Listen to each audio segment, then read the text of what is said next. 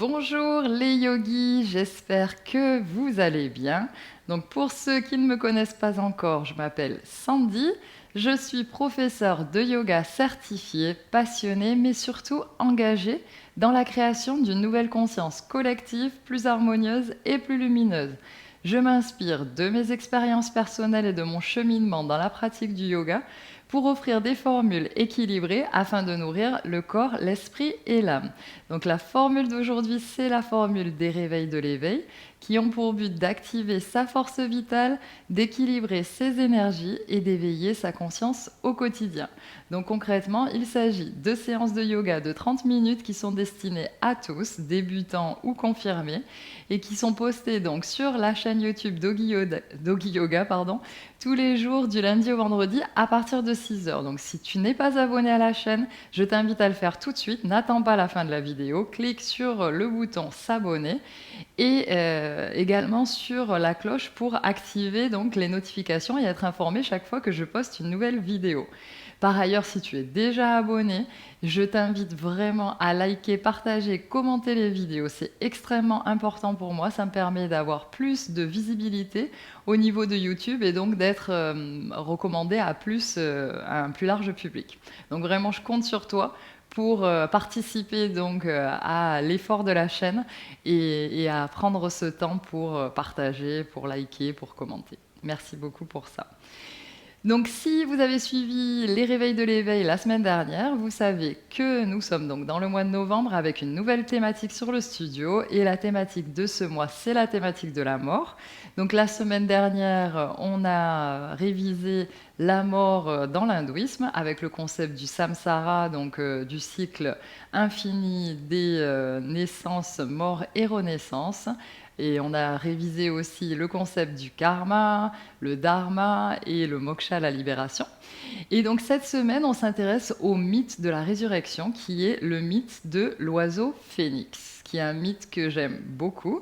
D'ailleurs, moi, je suis moi-même de signe astrologique du Scorpion, et on associe beaucoup donc le signe astrologique du Scorpion à cet oiseau, donc l'oiseau phénix de la résurrection. Donc voilà, pour la petite anecdote. Donc, le mythe, on revient donc à nos moutons, l'oiseau phénix. Donc, qu'est-ce que l'oiseau phénix? Donc, l'oiseau phénix, c'est un oiseau mythique qui est caractérisé par sa grande longévité. Normalement, il vit environ 500 ans, bien qu'il y ait des récits différents, mais en général, c'est 500 ans donc, de vie. Ensuite, il est également caractérisé par le fait d'avoir le pouvoir de renaître après s'être consumé dans les flammes. Donc c'est le symbole donc, de la renaissance, de la résurrection. Et on l'appelle également d'ailleurs l'oiseau de feu par rapport à ça, puisqu'il renaît donc de ses cendres. Et après avoir été consumé donc, dans les flammes. Donc l'origine du mythe vient de l'Égypte, qui vénérait l'oiseau Bénu, qui était une sorte de héron, et qui était d'ailleurs assimilé au dieu Ra, donc le dieu du soleil. Donc le Bénu, c'est le premier être vivant qui est sorti de l'océan primordial. Il s'est ensuite perché sur le premier bout de terre, donc sur une petite île, et le temps est né à partir de son premier cri. Et à partir de là, dans la mythologie donc, égyptienne, c'était lui aussi qui accompagnait donc, les âmes après leur mort jusqu'à Osiris dans le royaume de l'au-delà. Et donc au 5e siècle avant Jésus-Christ, Hérodote le grec fait un voyage donc en Égypte et il rapporte donc ce mythe du Bénu sous le nom de phénix, qui veut dire donc en grec rouge. Donc l'histoire du phénix, elle est donc liée à la mort et à la renaissance. Et donc le récit indique que l'oiseau était unique et qu'il ne pouvait donc pas se reproduire comme les autres espèces animales. et qu'au moment où il sentait que sa fin approchait, donc comme je vous l'avais dit au début, environ tous les 500 ans, il se fabriquait un nid avec des plantes aromatiques, de l'encens et de la cardamone. Et ensuite, il y a deux versions. Donc, soit la première version, c'est il se mettait dans le nid et il mettait le feu au nid. Et de ces cendres, donc, renaissait un nouvel oiseau. Donc, c'était donc une résurrection. Et sinon, la deuxième version, c'est qu'il se couchait dans le nid pour mourir. Mais avant de mourir, il ensemençait ce nid et naissait ensuite donc un autre oiseau qui était son fils.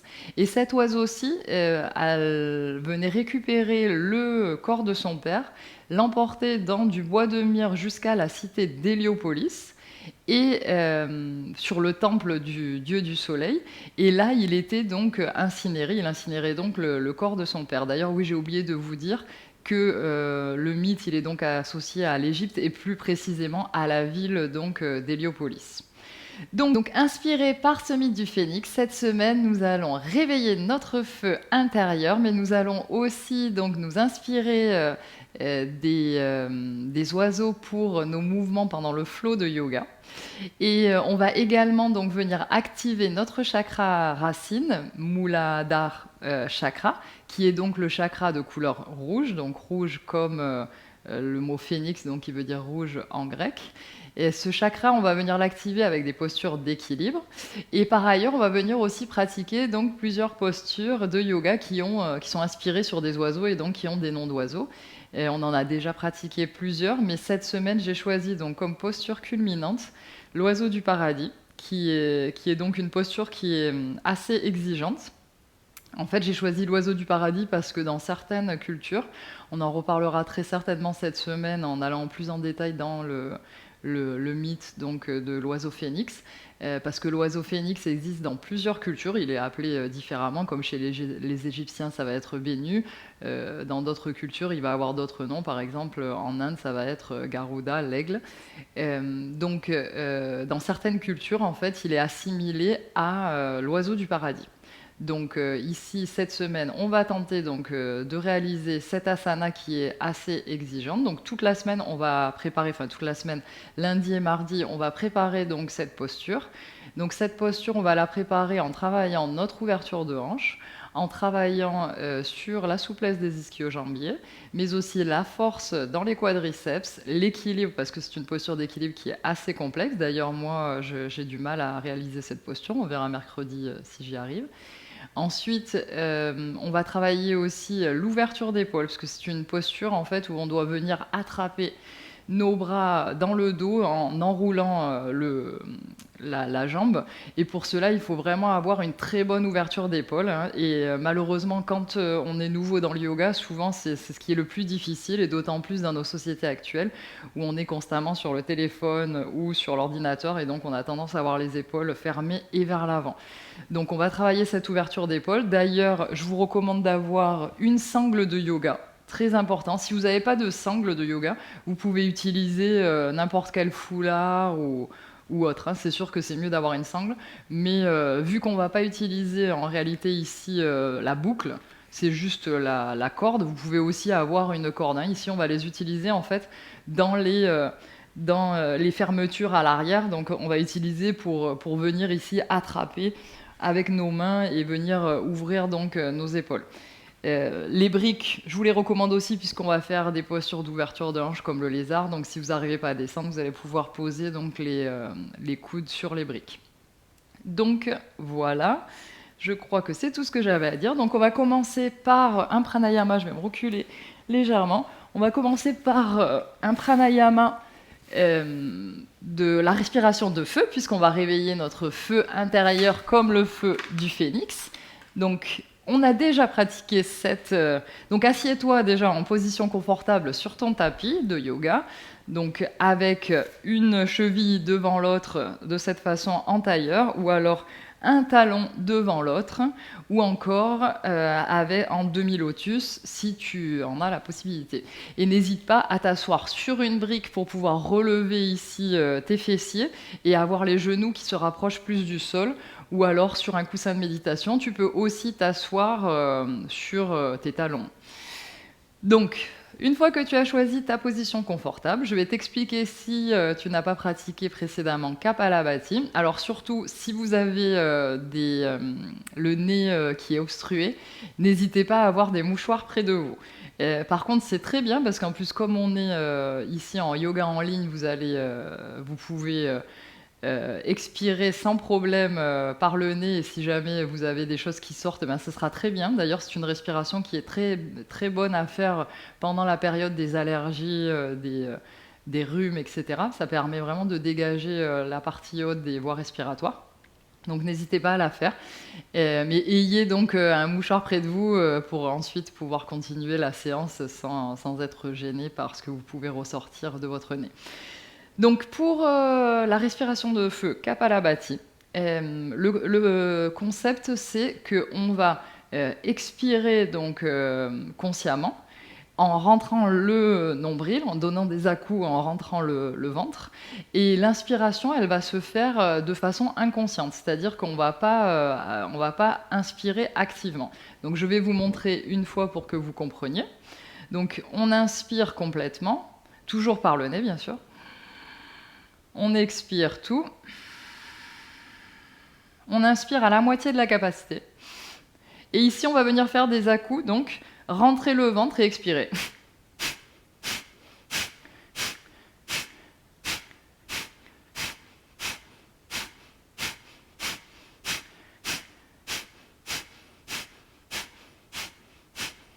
Donc, inspire complètement. Expire tout. Inspire à la moitié. Expire, rentre le ventre, 1. Expire, 2. Expire, 3. Expire, 4. Expire, 5. Expire, 6. Expire, 7. Expire, 8. Expire, 9.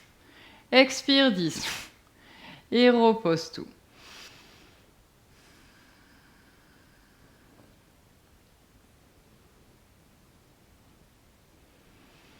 On va venir maintenant échauffer les épaules. Donc d'abord, on va mettre les bras en croix, donc sur les côtés. On va attraper donc les mains avec juste le pouce en haut, comme si on faisait du stop.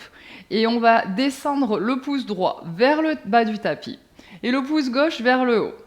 Et de cette façon, on essaye de bien ici rentrer. En même temps qu'on descend le pouce droit, on vient aussi rentrer l'épaule, donc comme une rotation interne du bras, comme si le pouce voulait aller vers le bas, mais aussi vers l'arrière, de cette façon. Et l'inverse avec l'autre pouce. Donc le pouce veut aller vers l'arrière, vers le haut et vers l'arrière. Donc de cette façon, on a donc une rotation interne de l'épaule droite et une rotation externe de l'épaule gauche. Et ensuite, on change. Donc le pouce gauche maintenant va vers le bas et vers l'arrière, et le pouce droit va vers le haut et vers l'arrière, et change de nouveau. Et ici, tu dois sentir au niveau des épaules, au niveau des muscles des épaules, tu dois commencer à sentir ici, sinon c'est que tu ne tires pas assez avec ton pouce. Donc tire bien le pouce le plus possible. De nouveau, change. Change de nouveau. Et dernière, change. Maintenant, on va venir se placer donc dans la position de l'enfant Balasana. Donc les gros orteils se touchent, les genoux sont ouverts. Ici, je m'assois donc sur mes talons. Et je vais venir placer donc mon coude droit au-dessus de mon coude gauche à l'intérieur, de cette façon. Et ici, je vais venir déposer mes deux coudes dans le sol. Et si je le peux, mon front au sol. Si je ne le peux pas, je viens déposer une brique ici pour pouvoir déposer donc mon front dessus. Si je peux déposer mon front dans le sol, je le fais. Pour pouvoir déposer le front dans le sol, il faut glisser de plus en plus avec donc les mains sur les deux côtés opposés. Et reste ici.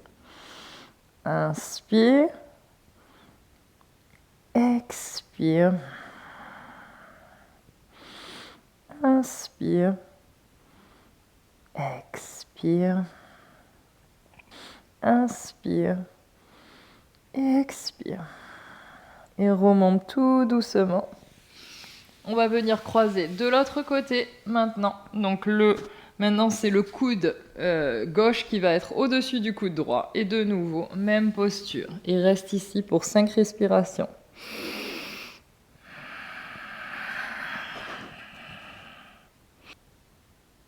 4 et 5. Reviens. Donc, on va se positionner à l'avant du tapis dans la position de la montagne pour commencer donc nos salutations au soleil. Donc ici, dans les salutations au soleil, au lieu de lever les bras vers le ciel, on va lever les bras sur les côtés, un peu comme un oiseau. Je vais me reculer un petit peu, parce que sinon, je pense que je ne vais pas pouvoir... Je vais toucher le mur. Donc, inspire, ouvre les bras sur les côtés. Expire, viens comme si tu fermais tes ailes et ensuite aller vers le bas. Uttanasana, viens regarder en direction de tes genoux. Tu peux plier tes genoux, bien sûr. Inspire, regarde devant. Bout des doigts au sol, dos droit. Expire, pied droit vers l'arrière. Pied gauche vers l'arrière dans la planche. Inspire ici. Expire, genou. Buste et menton au sol. Expire, tout le corps dans le sol. Inspire, relève le buste, regarde devant. Expire, viens pousser tes fessiers sur tes talons. Remonte les hanches, chien tête en bas. Premier chien tête en bas, donc ici, tu peux fléchir alternativement un genou et l'autre en descendant un talon au sol, puis l'autre, pour ici venir échauffer tes ischio-jambiers.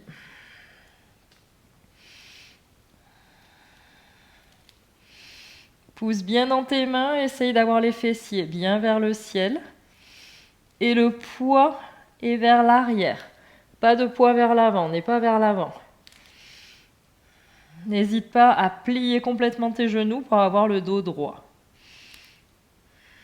Regarde entre tes mains, viens marcher avec des petits pas pour revenir à l'avant du tapis. Ici, les pieds sont joints. Tu peux plier légèrement les genoux, remonte les bras en croix sur les côtés comme si tu avais des ailes. Et ici, essaye, si tu le peux, de venir tendre les jambes et rester avec le tronc à 90 degrés ici. Inspire. Expire. Inspire. Expire. Inspire. Et expire. Viens remonter. Referme les bras et redescends vers le sol. Regarde tes genoux. Inspire, regarde devant, bout des doigts au sol. Cette fois, pied gauche vers l'arrière, pied droit dans la planche. Expire, genou, buste et menton au sol. Inspire, cobra. Lève le buste, regarde devant. Expire, fessiers sur les talons, remonte les hanches, chien tête en bas. Ici, on va venir réchauffer un petit peu les hanches. Donc, essaye dans ton chien tête en bas, si tu as besoin de plier les genoux, plie les genoux, d'avoir le dos ici bien droit, le poids vers l'arrière. Tu vas rapprocher légèrement ton pied gauche du milieu du tapis pour lever la jambe droite. Si ta jambe gauche est pliée, ce n'est pas grave. Lève ta jambe droite vers le haut le plus possible. Et ici, tu vas venir ramener ton talon droit à ta fesse.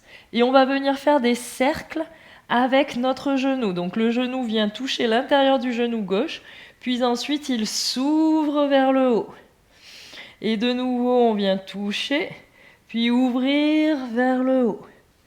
Et dernier, toucher et ouvrir. Et viens replacer le pied droit dans le sol. Cette fois, le pied droit un petit peu plus vers le milieu du tapis. Lève le pied gauche du sol. De nouveau, si tu as besoin de plier la jambe droite, pas de souci. Lève la jambe gauche vers le ciel. Ramène le talon contre ton fessier. Ouvre ici ta hanche et ensuite, de nouveau, viens toucher l'intérieur du genou droit avec ton genou gauche, puis ouvre vers le haut. Touche le genou, ouvre. 4. Touche le genou, ouvre. 5. Viens replacer le pied dans le sol. Tu peux récarter les pieds de nouveau, distance de hanche, la largeur de hanche. Regarde entre tes mains et viens marcher petit à petit pour revenir vers l'avant du tapis. De nouveau ici, les pieds joints, tu viens plier les genoux, ramener les bras en croix comme des ailes sur les côtés. Si tu le peux, essaye de tendre les jambes. Et ici, si tu peux, essayer de descendre un tout petit peu plus le buste vers l'avant, mais toujours le dos droit. On va chercher loin devant et on essaye de descendre un petit peu plus en poussant bien dans les pieds. On sent que le poids est sur l'avant des orteils. Inspire. Expire. Inspire. Expire. Inspire et expire. Remonte. Viens fermer les bras devant. Et ensuite, bras le long du corps, montagne. Donc maintenant, on va venir faire des salutations au soleil avec, en ajoutant des lézards, skandasana, etc. Donc beaucoup d'ouverture de hanches. Et près de toi aussi, donc les briques et j'allais dire la ceinture, la sangle de yoga pour pouvoir donc faire les fermetures que l'on va travailler. Donc inspire, bras vers le ciel, regarde tes mains. Expire, main dans le sol, regarde tes genoux. Inspire, bout des doigts au sol, regarde devant. Expire, pied droit derrière. On reste dans la position du coureur. Donc on reste ici, le talon arrière est relevé. Ici, j'essaye d'avoir mon genou qui est aligné avec mon talon. Je regarde devant, inspire. Si j'ai besoin, donc j'utilise ici des briques. Ou, si je veux, je peux également être sur le bout des doigts.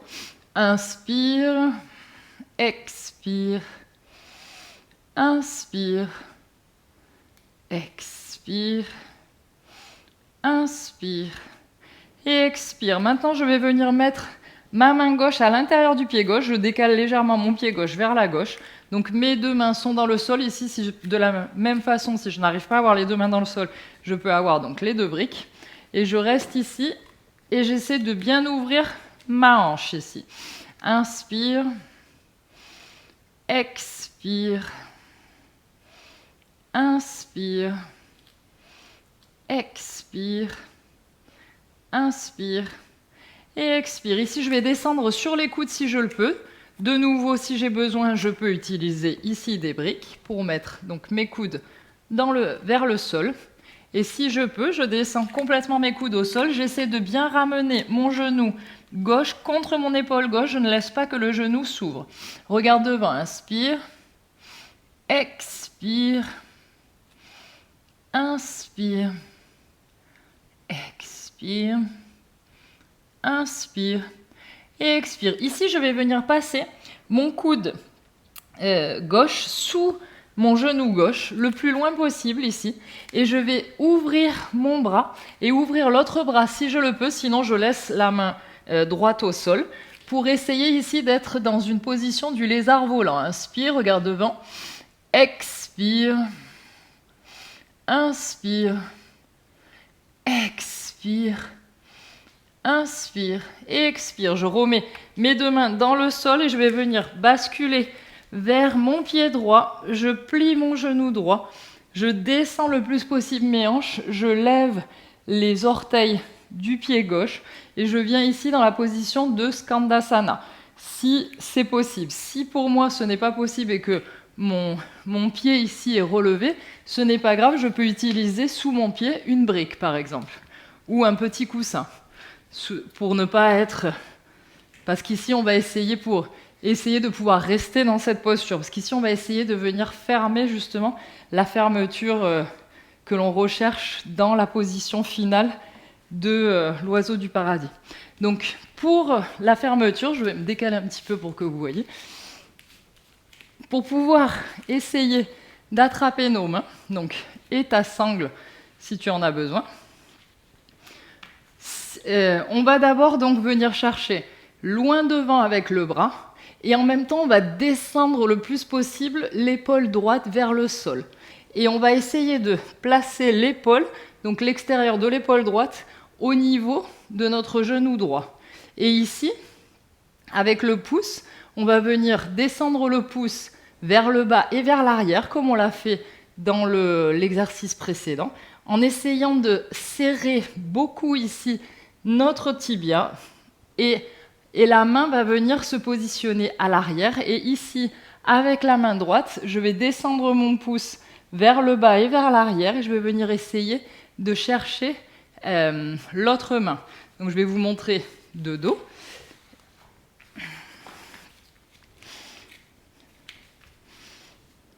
Donc ici, je viens ramener ma main le plus près possible dans mon dos, et avec l'autre main, je ramène et j'essaye d'attraper mes mains entre elles, mes doigts entre eux, ou bien avec la main droite, j'essaie d'attraper le poignet gauche.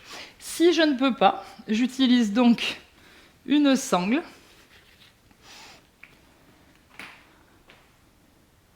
Et je vais ici, avec la sangle, essayer donc d'attraper mes mains. Et petit à petit, je vais essayer de raccourcir donc le morceau de sangle pour pouvoir venir attraper mes mains entre elles. Donc, on est ici dans la posture et on va rester. Regarde au-dessus de ton épaule gauche. Inspire. Expire. Inspire. Expire. Inspire. Et expire. Maintenant, tu vas venir pivoter vers la droite pour être dans la position du coureur, donc de l'autre côté. Et on va rester ici pour 3 respirations. Inspire. Expire. Inspire. Expire. Inspire. Et expire. Maintenant, tu viens placer ta main droite à l'intérieur du pied droit, décale le pied droit légèrement vers la droite et reste ici. Inspire. Expire. De nouveau, si tu as besoin de briques, utilise tes briques. Inspire. Expire. Inspire.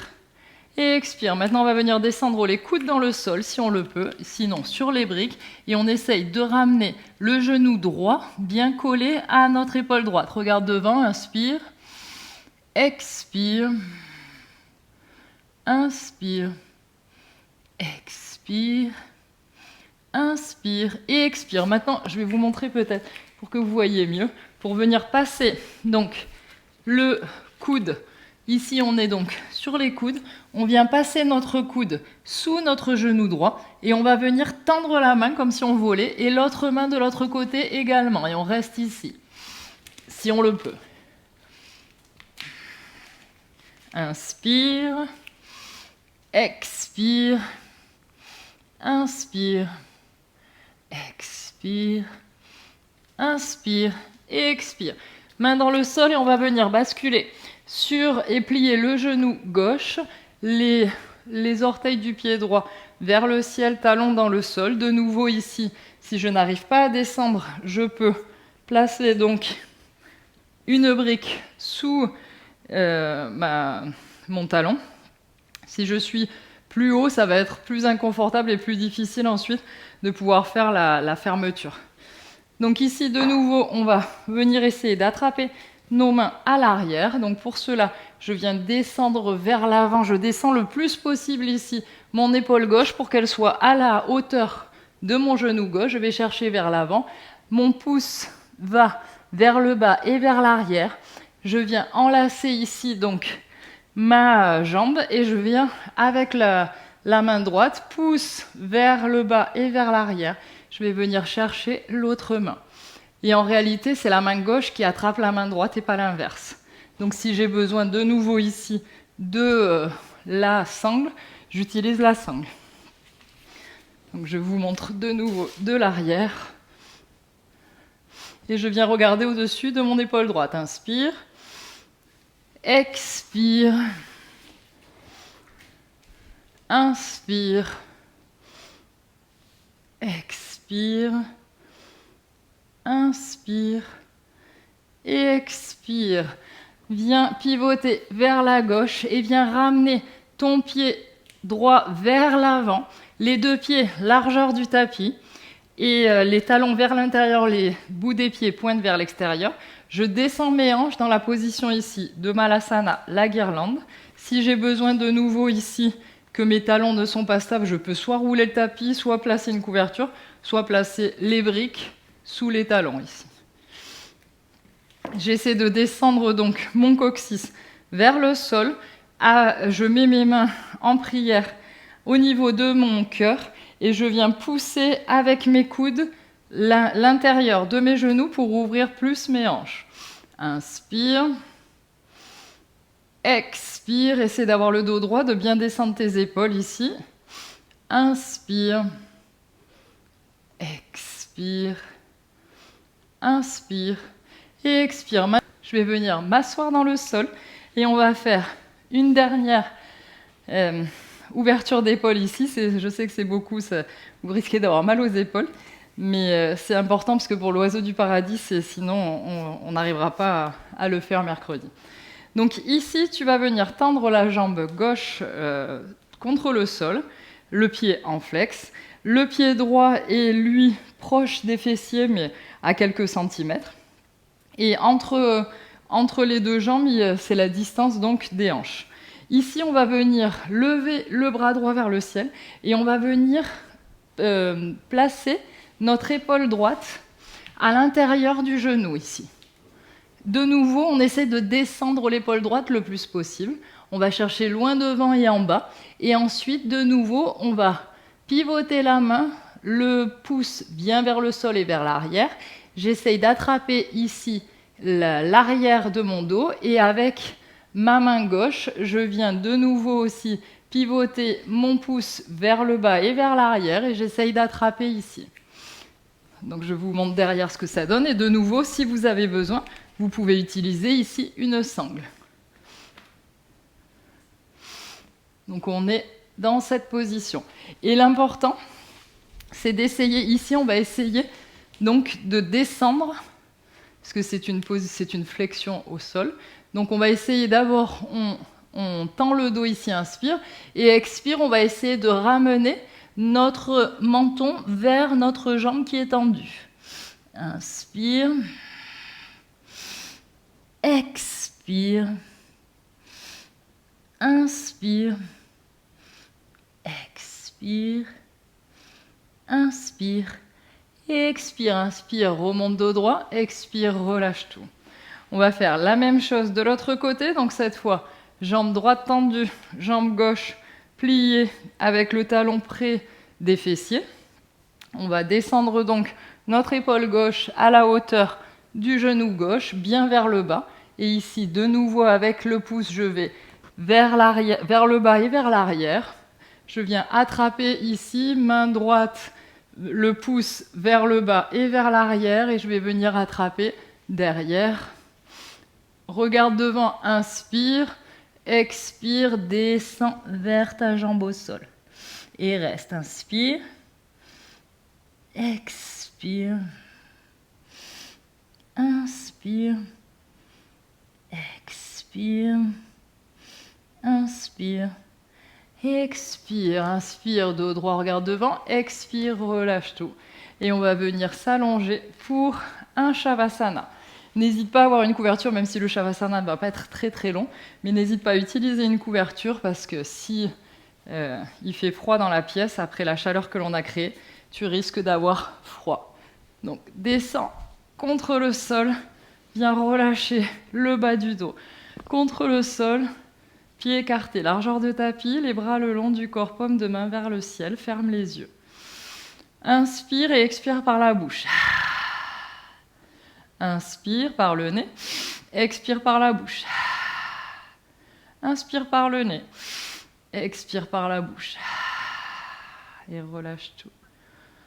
Relâche tout ton corps. Laisse le bas de ton dos descendre petit à petit vers le sol.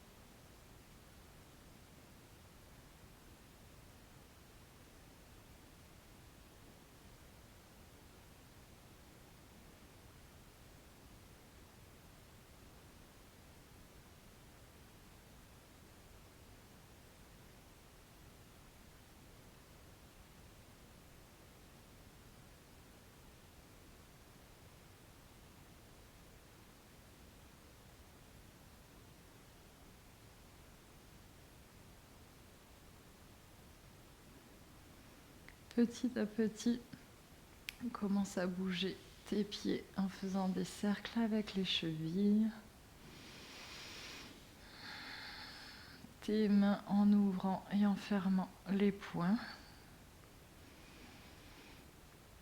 Et quand tu te sens prêt, rapproche tes jambes entre elles et viens étirer tes bras derrière ta tête. Étire-toi ici.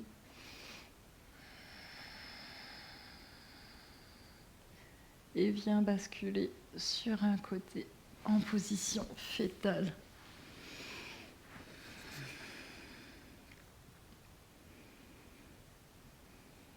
Et toujours les yeux fermés, viens t'asseoir en position tailleur.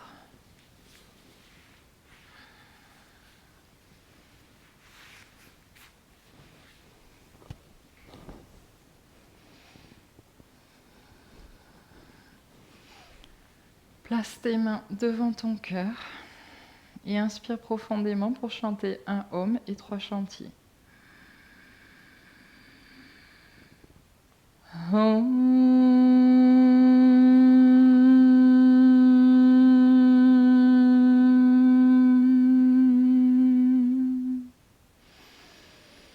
Shanti, Shanti, Shanti. Namasté, merci. J'espère que cette séance vous aura plu. N'hésite pas à partager, liker, commenter la séance et à me dire si tu trouves que la séance est trop dure ou si tu trouves qu'elle n'est pas assez difficile, etc. pour que je puisse modifier les cours en fonction de vos envies. Merci beaucoup, bon lundi et à demain pour les postures debout. Namasté.